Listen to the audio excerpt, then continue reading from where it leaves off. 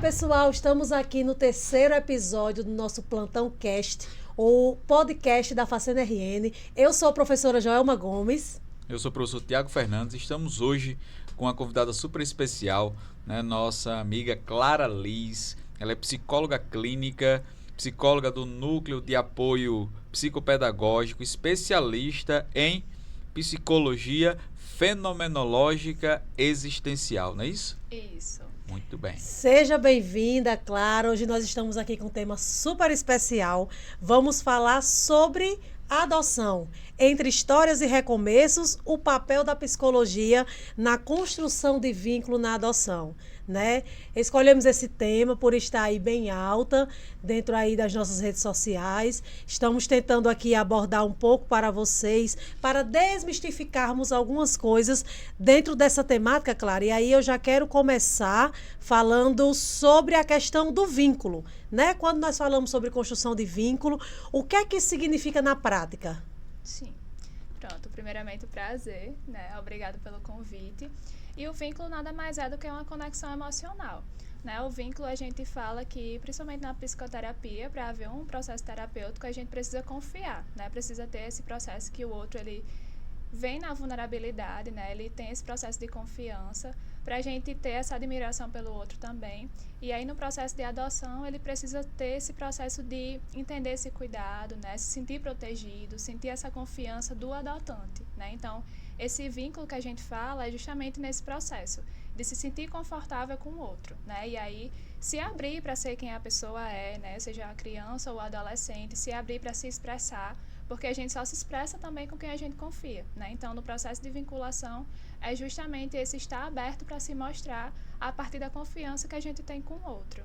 E é algo muito complexo, né, Clara? Porque é um tema que a gente precisa falar mais, e aí a gente está trazendo isso com a abordagem da psicologia, justamente porque há uma ideia social, e aí tanto de vínculo de maternidade e paternidade, como principalmente o vínculo na adoção, de que esse vínculo ele vai se formando imediatamente naquele primeiro contato. E eu acho que isso existe, Tiago, porque se a gente for olhar e dar uma olhada rápida, a gente sempre vê um grande evento naquele primeiro encontro, todo mundo chora, se emociona. E para quem está de fora, passa a falsa sensação do amor à primeira vista, né? E dentro desse processo há uma cobrança, né? Aí, aqui eu quero elencar alguns pontos com vocês para a gente discutir. Não sei se todo mundo sabe, mas eu sou mãe por adoção, né? E aí eu sempre fico muito empolgada para falar sobre isso. Eu tô aqui só nos bastidores, tá certo? Mas você é pai, Tiago, é pai recente, vai ter muito o que falar. Vai contribuir também. E aí, existem duas vertentes muito interessantes e muito importantes para a gente falar, para o pessoal poder entender. A primeira vertente, que aí eu queria começar por ela, são as expectativas que nós, pais por adoção, colocamos em cima da criança e do adolescente. É como eu costumo falar, sempre há uma grande expectativa. Por quê? Porque eu me preparo, tenho todo o meu processo de documentação, entro numa fila, espero quantos dias, fico olhando minha posição e crio minha expectativa do meu filho chegar, né? Mas o que é que nós temos do outro lado da fila? Uma criança e um adolescente que está passando por diversos lutos, diversas perdas, que não está se preparando para esse processo, que não tem expectativa nenhuma, que não sabe nem da nossa existência. E aí eu acho que é o primeiro confronto de expectativa, né? A expectativa do adotante e a expectativa da criança e do adolescente que está do outro lado. E para mim, eu acho que é o ponto mais crítico, mais alto, nesse processo de respeitar essa formação de vínculo. E você trouxe uma fala muito importante sobre a questão de confiança. E a gente não confia em ninguém da noite para o dia, né? E é muito importante a gente entender isso. Não é um primeiro encontro que vai gerar isso, né? Eu acho que esse primeiro encontro, eu estou realizando um sonho meu enquanto pretendente. Mas e a criança e a adolescente, né? Como é que está nesse processo? E aí eu gostaria que você falasse um pouco, Clara, para a gente, dentro da luz da psicologia, sobre essa questão de tempo de formação de vínculo, sabe? Porque eu percebo muito que as pessoas querem colocar data, né? Nesse processo de formação. Isso. Primeiro eu queria trazer uma reflexão para a gente como adulto, né? Sim. Como é que a gente está fazendo vínculos, né? Como é que a gente, enquanto adulto, se forma vínculos. E não vínculos enquanto conversado um bom dia, né? E falar, assim, sobre coisas superficiais, né? Mas para a gente se abrir realmente, como eu falei, de se mostrar vulnerável para outras pessoas, né? Em quanto tempo, geralmente, que a gente, como adulto, se expressa dessa forma, né? Tem um tempo bastante grande. Sim. E geralmente a gente não espera que o outro adulto, a gente não cobre isso do adulto, né? Sim. É muito difícil isso acontecer, que um adulto cobre isso do outro e diga: ei, faz tanto tempo que a gente é amigo e você não está fazendo tal coisa que eu espero, né? Então, por que a gente cobra isso de uma criança e de uma criança que vem de um contexto totalmente diferente, né? Porque é um contexto realmente que às vezes ela já vem de uma violência, né? Que ela já vem de uma vivência que não tem direitos, né, destituídas de direitos, né, de um acolhimento ali, que ela não tem uma garantia da família, de várias coisas que ela foi retirada, né, retirada também de amigos, né, de muitas coisas que ela foi retirada. Então, primeiramente, assim, uma reflexão de como a gente, né, enquanto adultos, faz vínculos. Então, como é que se a gente não faz de uma forma rápida, né, como é que a gente espera que essas crianças elas façam também de uma forma rápida, já que a gente não faz. E aí, trazendo, né, para a sua pergunta, é justamente nesse sentido. Esperar o tempo da criança, né? A gente tem, os adotantes, né, eles têm um tempo, né, o processo. Para eles é muito claro que cada coisa ali é um processo e, querendo ou não, já é uma etapa concluída. Então, querendo ou não, também já é mais um processo ali, mais um check, né? Mais perto, né? Então, querendo ou não, já é ali também uma evolução, né, mais concreta. E para a criança, aquilo não é tão concreto assim, né? Até porque para a criança, para o adolescente, a linguagem e a forma de vinculação, ela não é concreta, ela é muito abstrata, né? Na forma do desenvolvimento. Então, o processo de vinculação, ele não é temporal da mesma forma como para a gente.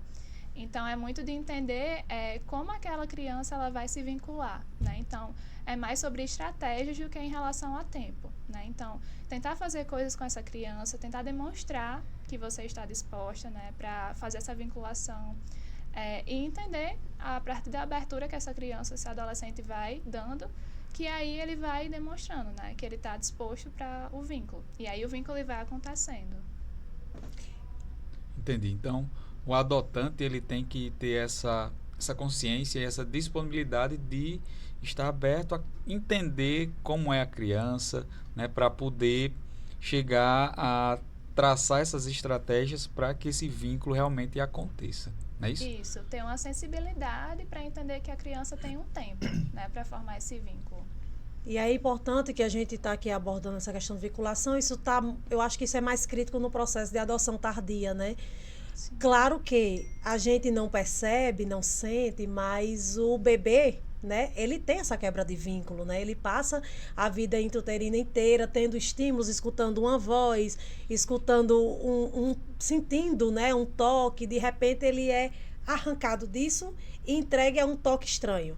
Então, existe também toda essa vinculação, só que como ali está na fase ainda inicial da vida, a família consegue esse processo de adaptação sem perceber que a criança também está tendo suas dificuldades de vinculação, né? E aí isso na adoção tardia é mais complexo, né? Por quê? Porque a criança ela já está formada, já está com seu processo de personalidade em andamento, né? Tem tudo isso envolvido. E a gente está falando muito sobre isso porque recentemente, essa semana agora, passada, a gente teve um processo de desistência, né? Aqui no Brasil.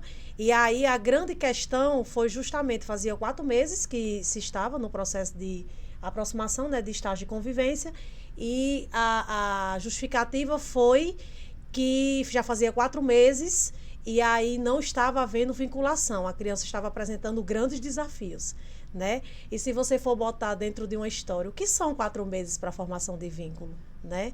É por isso que eu toquei nesse assunto de data, porque não tem como a gente prever uma data, né?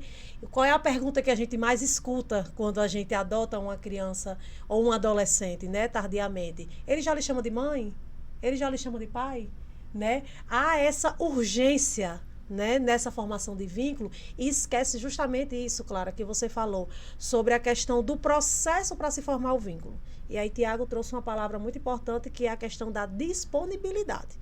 Que se a gente for para a via biológica, né? A gente também precisa dessa disponibilidade para formar nosso vínculo. Não é porque a gente é pai e mãe por via biológica que o vínculo ele está 100% formado ali e acabou-se. Porque se fosse, a gente não teria nem adoção, porque estava todo mundo com os vínculos formados, não é verdade? Então, é importante a gente parar de querer colocar datas e querer colocar regras e querer seguir padrões nesse processo de formação de vinculação, né?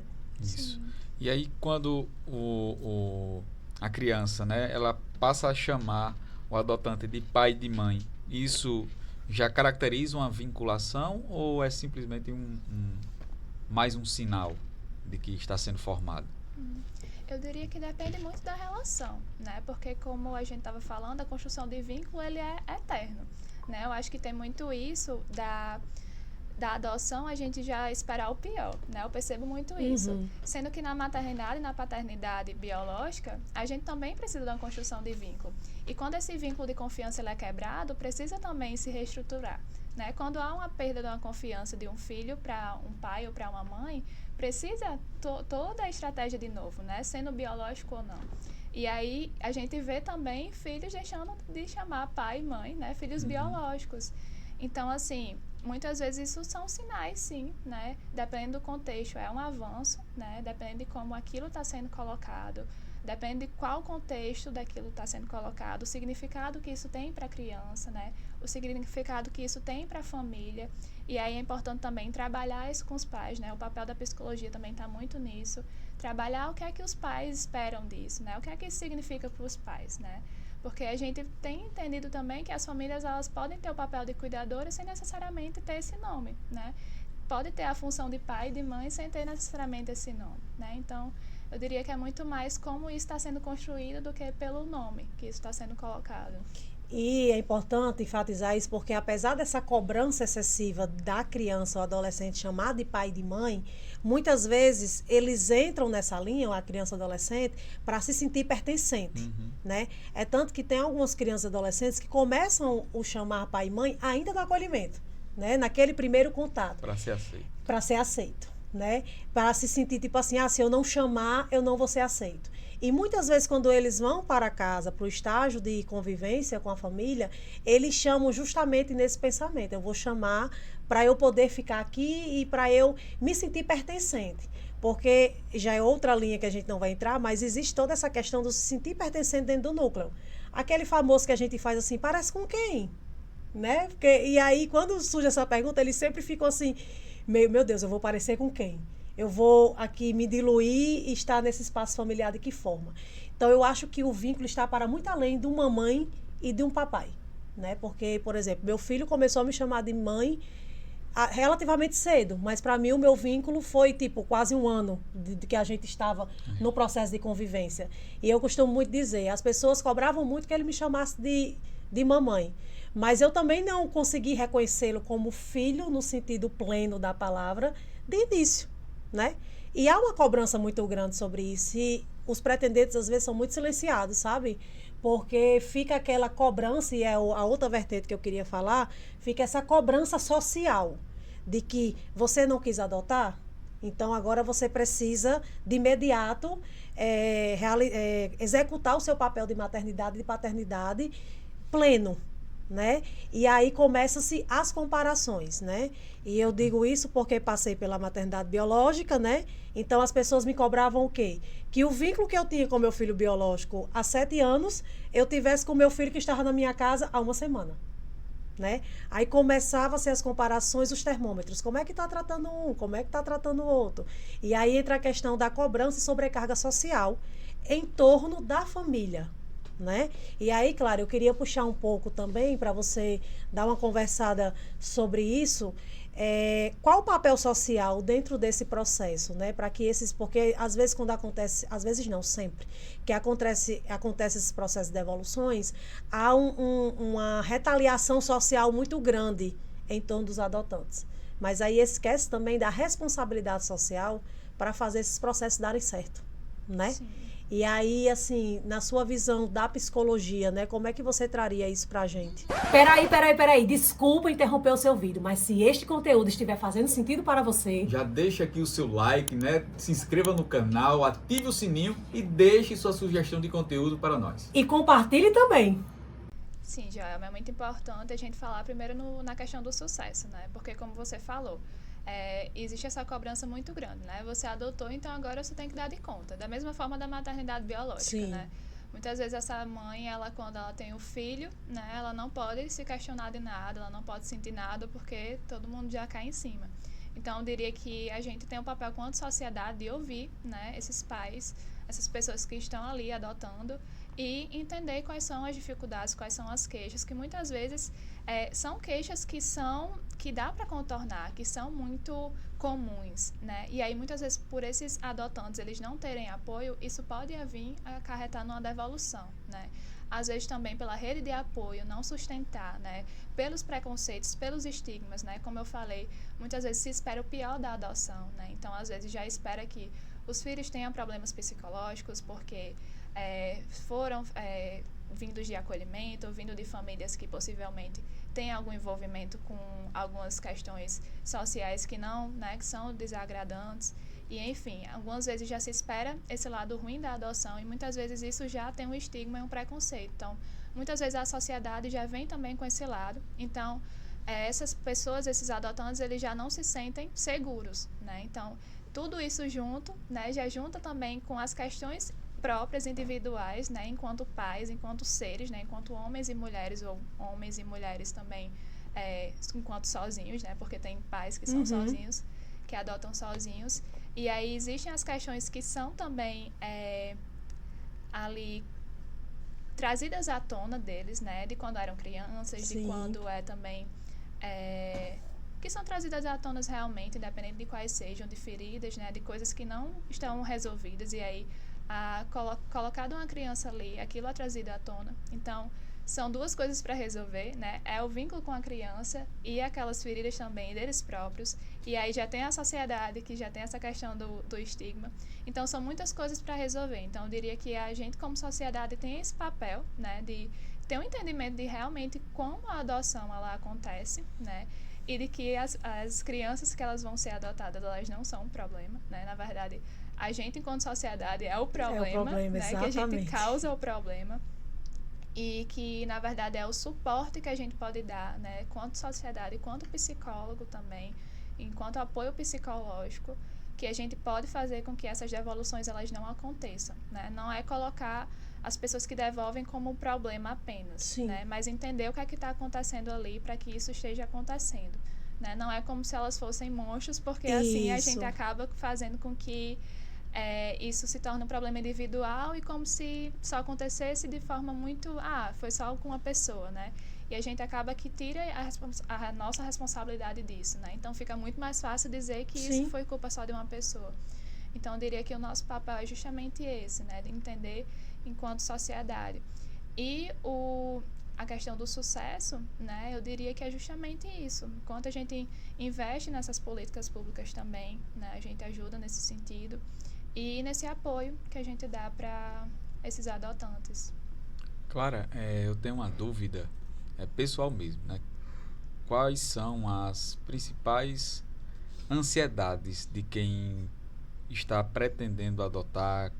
Quais são os pontos de ansiedade que esses futuros adotantes enfrentam ao longo do processo? Porque eu tenho esse pensamento, né? De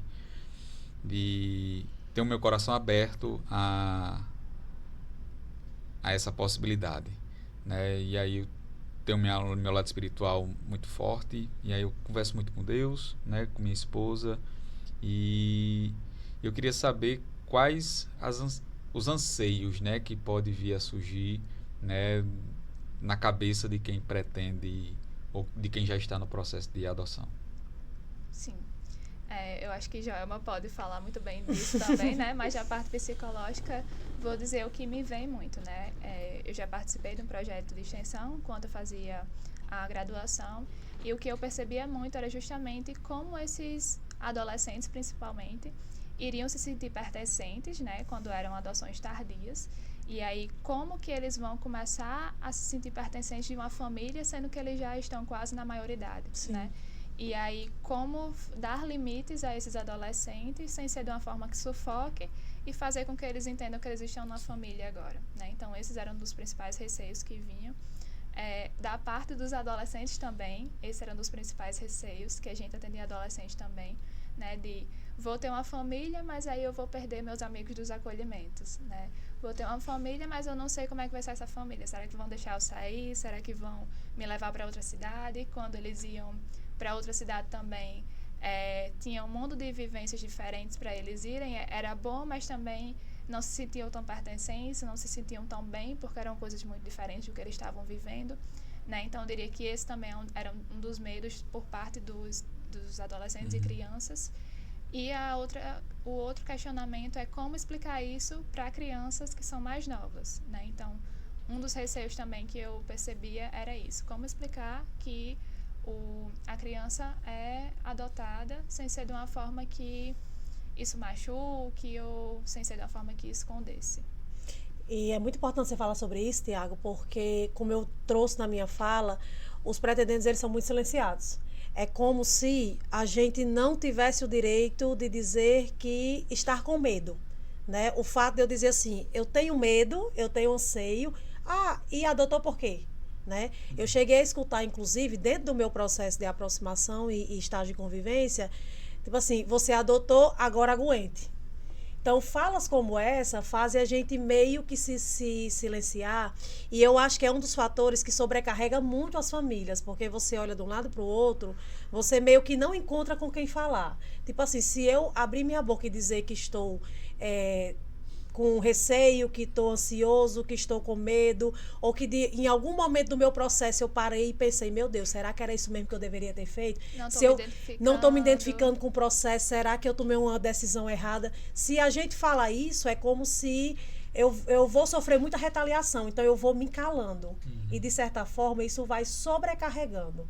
Hoje, eu poderia dizer assim, que o principal medo que eu vivi e que eu vejo que muitas pessoas vivem é o medo da própria rejeição, né? Por quê? Porque você traz para sua casa alguém que já tem uma história prévia de uma família, alguém que já viveu um processo de muitas perdas, de muitos lutos, alguém que não está disposto a confiar em ninguém. Você está ali totalmente disponível e aberto, porém existe o outro lado, né? E aí você coloca, será que eu vou conseguir encontrar o meu lugar na vida do meu filho? Né? Então, eu acho que é um medo muito latente que pouco se fala, porque as pessoas têm medo de verbalizar isso, né? E hoje eu percebo que eu tive muito esse medo e meio que eu retraí muito isso, como se o fato de eu falar me tornasse meio que indigna do processo adotivo, sabe? E é justamente isso que as pessoas passam pra gente. Além desse receio da rejeição, ainda existe muito receio de como o nosso filho vai ser aceito, né? E eu passei por muitos processos de não convites a aniversários, há muitas portas de amigos de casas que foram fechadas pelo fato do meu filho ter sido adotado, e o fato dele ter sido adotado, o medo das pessoas de ser uma influência negativa, porque não sabe a carga que esse filho vai trazer.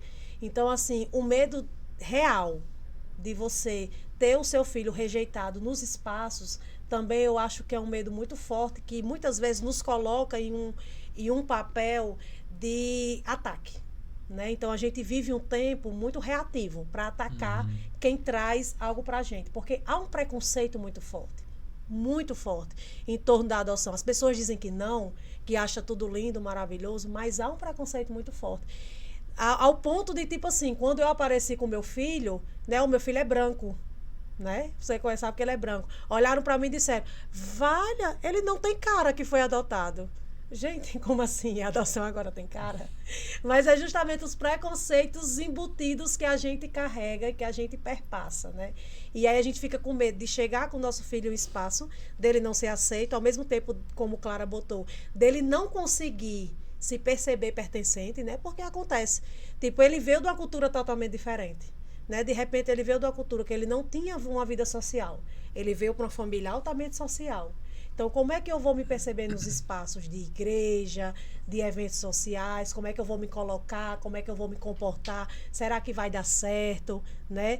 Então, tanto a criança e o adolescente tem esse medo de não conseguir se inserir, como a gente tem medo deles não conseguirem adentrar.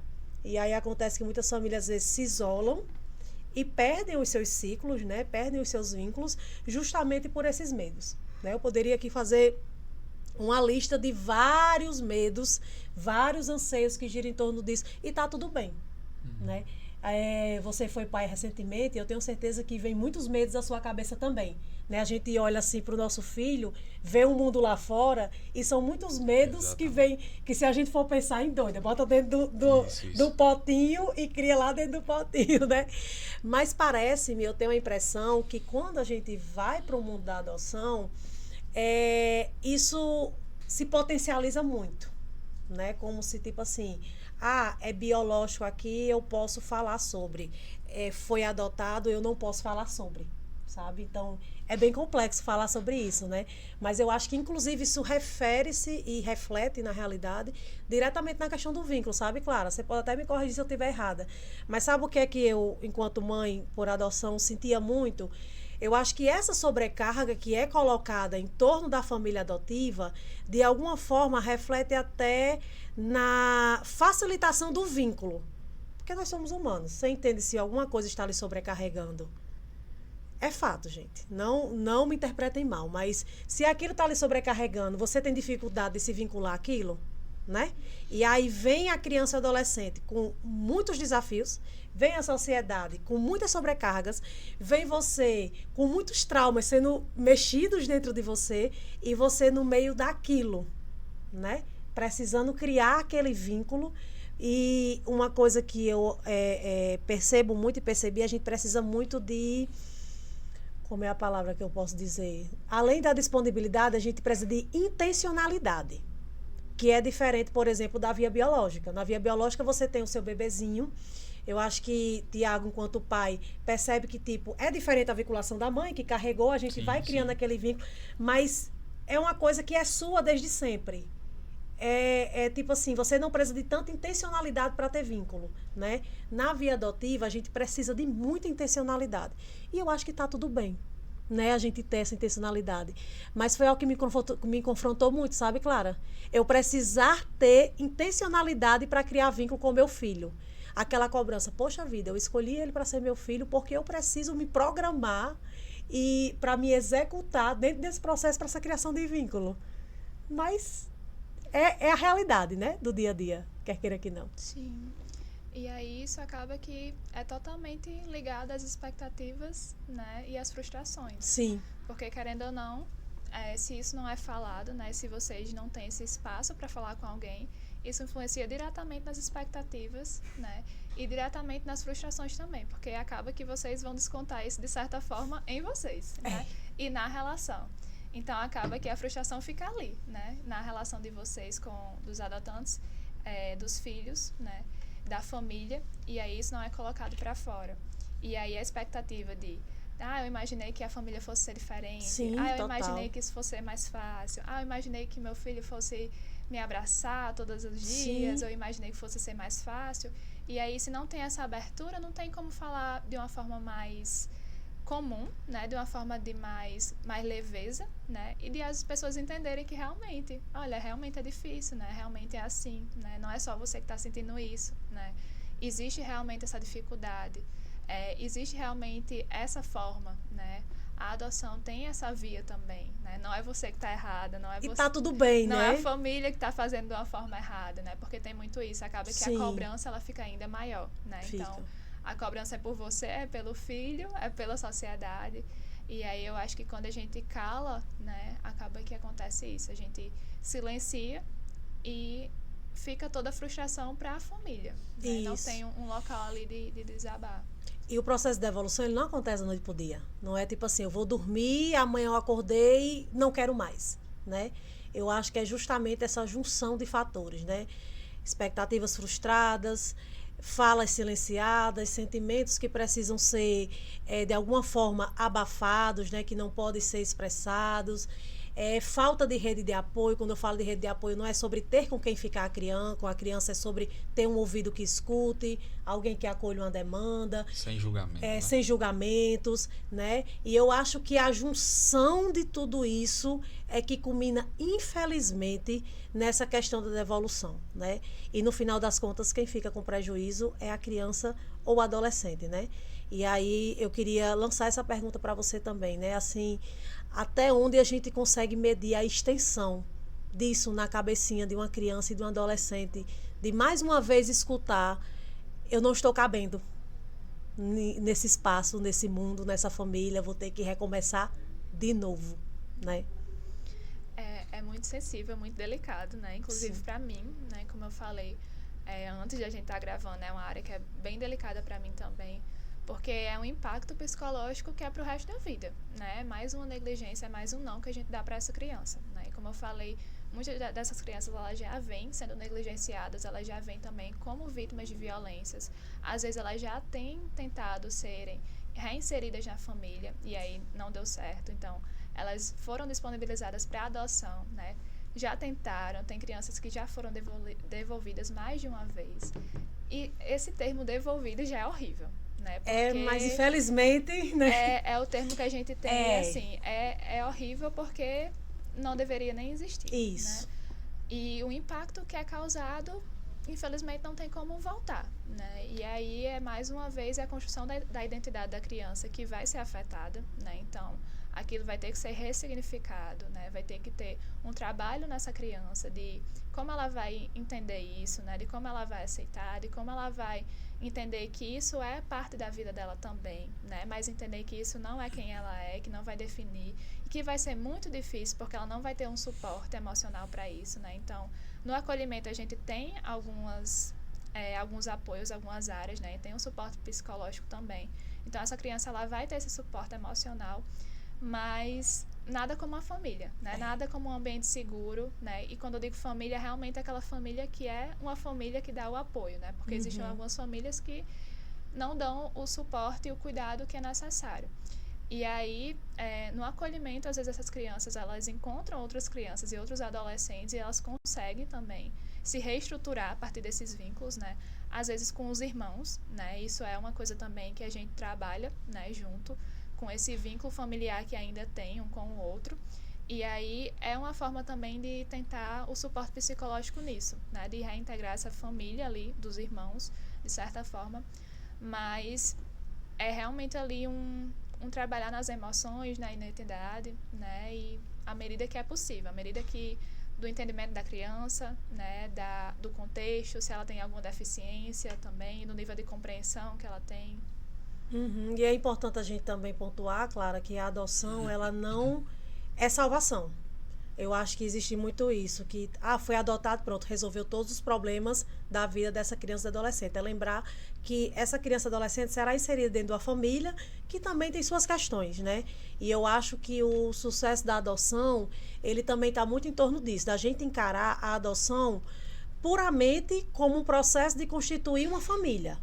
Ponto final. Né? Não é a adoção que vai salvar criança e adolescente. E o pretendente, ele também não pode se colocar como salvador, né? Porque ele não é. Ele está ali enquanto pai, enquanto mãe, com suas limitações, com seus defeitos, com seus traumas também que, de alguma forma, irão reverberar nessa criança e nesse adolescente. Então, eu acho que tudo parte muito da preparação, né? Da necessidade de usar, por exemplo, o tempo de fila, que é tão angustiante para os pretendentes, né? Como uma gestação mesmo para se preparar. Né? Quando eu estou na gravidez biológica, eu passo 9 meses indo para consulta, fazendo exames, fazendo check-up, vendo se está tudo bem. E aí, meu tempo de fila, ele precisa ser para me preparar, né? Para tentar alinhar algo que está desalinhado, tentar resolver alguma coisa que não está bem resolvida, né? Mas lembrando que não tem como. Era uma coisa que eu falando, eu me lembrei, que eu ficava muito pensando, eu preciso resolver tal coisa para quando meu filho ou filha chegar, isso aqui não acontecer mais. E Aí depois, gente, como assim? Impossível. Impossível! Mas vocês estão entendendo como a gente cria coisas na nossa cabeça, assim, inalcançáveis em torno disso? Por exemplo, eu pensava, pronto, não pode ter nenhum conflito dentro de casa, porque ele ou ela, que eu não defini sexo, né, no perfil, ele ou ela vai chegar e não pode lidar com briga. Tá, gente, eu lido com briga, meu esposo lida com briga, Davi lidava com briga, por que não ele também não vai Exatamente. lidar? É o comum É o da vida, né? comum da vida, então, mas eu acho que isso vem muito na cabeça dos adotantes, sabe? E entender que você está constituindo sua família e vai ser uma família comum, né? Com os afetos, desafetos, amores e desamores. Eu acho que o que precisa existir, principalmente ali, é o respeito, né? Eu acho que é fundamental, principalmente do ritmo e de tempo. E entender, né? Que eu digo, falo muito sobre isso, entender que as minhas expectativas são minhas. Não são da criança e nem do adolescente, são minhas. E eu vou precisar lidar com elas e com as frustrações que virão com elas, né? Entender que vai vir uma criança adolescente que passou por negligências e que por mais que eu entre numa adoção tardia, por exemplo, eu vou ter que lidar com atraso de desenvolvimento, porque acontece muito, né, devido à negligência. Entender se eu vou adotar um bebezinho, provavelmente ele vai vir muito irritado, porque ele passou por um processo de separação, ele passou por uma gravidez conturbada. Eu vou ter noites aí, né, Tiago? Noites sem dormir. E isso é o normal da maternidade, da paternidade no início da vida, né? Então, é tipo assim, pegar minhas expectativas, colocar dentro do meu bolso e eu lidar com elas. Não jogar isso para cima da criança, né? E entender que nesse contexto familiar eu vou inserir em um ambiente seguro, claro, que eu preciso, claro, preparar o meu ambiente para isso, mas que irão existir falhas, né? E tá tudo bem porque não existe ambiente familiar perfeito, né? Eu preciso minimamente oferecer segurança e conforto para essa criança lidar com o seu dia a dia e crescer saudável, né? Sim, eu diria que essa é uma das principais coisas, né? Conforto, segurança, paciência e respeito. E aí o resto vai conseguindo construir ali. E aí justamente, como você foi falando, Joelma, vocês têm como se programar, né? Vocês têm como saber ali como que a fila está demorando, né? Quando vocês estão se preparando. E aí o adolescente e a criança, né? Que não sabe, né? Quanto tempo vão ficar lá, quando que vão ser adotados. Então, assim, os adotantes, eles ainda têm como se programarem de certa forma e aí nunca vão estar 100%, né, preparados. Imagine a criança e o adolescente, né, que eles estão lá ali, muitas vezes sem ter o preparo psicológico que é necessário. Então, ainda mais, eles precisam de paciência, né, eles precisam desse suporte. Então, eu diria que o vínculo principal que eles precisam, na verdade, o fator principal para construir esse vínculo é o respeito, né, ao tempo deles. Porque eles vão vir com muitas frustrações também, muitas expectativas de um pai, de uma mãe, né, de uma família ideal, né, do que é ter uma família, de como é ser uma família, né? De que às vezes a família não briga, né? De que a família faz todas as refeições de certa forma, ou então que faz viagens, né? Ou como eles podem ver em um filme, ou enfim. Eles vão ter as expectativas deles também e muitas vezes eles não vão ter essa programação, né? Que os adotantes eles puderam ter. E muitas vezes também os adotantes eles têm outros vínculos, né? Eles têm outras formas de socialização que eles veem, né? E essas crianças e esses adolescentes não, né? Eles estão ali restritos à família e depois ao acolhimento, né? Então, eles não têm um papel social ali muito grande, né? Eles estão inseridos em alguns ambientes, mas eles não têm essa disponibilidade afetiva e social tão grande como os adotantes, até por causa da idade também, né? Então, é esperado que eles tenham uma resistência maior, né? É esperado que eles demorem mais, se é que isso pode ser chamado de demora, né? Porque também é algo que é esperado. Então, eu acho que quando existe esse cuidado, essa disponibilidade, né, esse respeito, é o suficiente para que a adoção ela tenha esse respeito, né, e esse sucesso, né, digamos assim. Sim. Muito bem. Então, é um assunto vasto, né, amplo, como vocês podem ver. Né, a gente está aqui num pingo d'água no meio de um oceano de conteúdo. Então, mas já finalizando para o nosso encerramento, e aí eu queria lançar uma pergunta, tanto para Clara e aí também para Joelma, né, que tem lugar de fala nessa temática. Clara, para finalizar, né, qual a mensagem você deixaria para as famílias que estão pensando em adotar ou que estão vivendo esse recomeço. E aí, a mesma pergunta, né, Joelma vai responder também, a visão da psicóloga e a visão de uma mamãe. Quer que eu responda primeiro? Pode ficar à vontade. Pronto. Eu diria que eu acho que eu já respondi um pouquinho, né? Agora no final, mas vão se preparando, né? Acho que com apoio psicológico, né? Se preparando numa rede de apoio, se preparando realmente ali das vivências que vocês já têm, que vocês percebem que precisa trabalhar alguma coisa interna, já vão trabalhando, mas percebendo que nada vai estar 100%, né? Que sempre vai ter alguma coisa para construir. Vão trabalhando principalmente o acolhimento de vocês mesmos, né? E o acolhimento que vocês vão precisar para ter uma nova família. E entender que toda família tem conflito, né? Que não é porque vocês estão adotando que vai ter alguma coisa diferente, que vocês precisam ser a família perfeita, que vocês precisam ter algo diferente ali, né?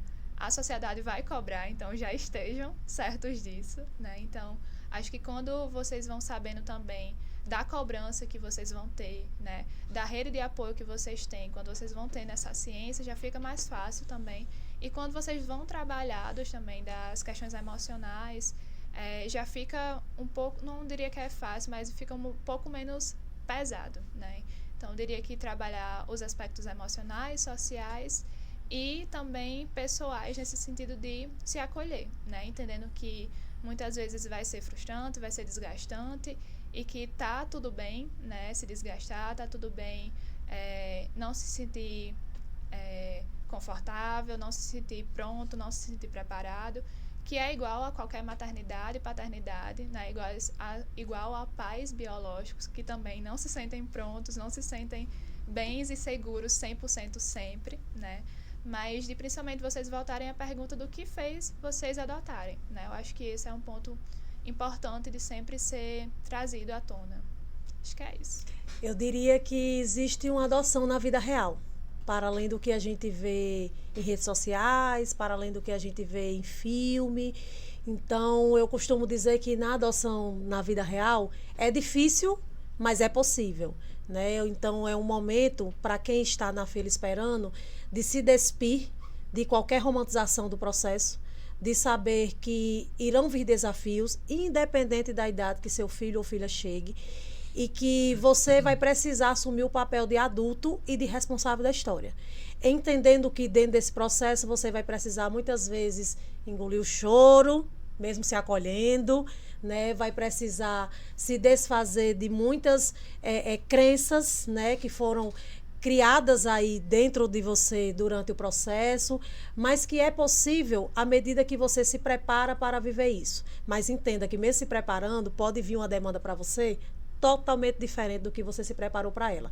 Porém, mesmo vindo diferente, se você tiver resiliência, se você tiver paciência, se você tiver constância, se você tiver disponibilidade, vai dar certo, né? E como Clara bem colocou, né? Não há cenário perfeito, há cenário possível e favorável, né? E o ambiente familiar, quando ele é bem estruturado, sempre será o ambiente mais seguro para a criança estar. E não hesitem em pedir ajuda, né?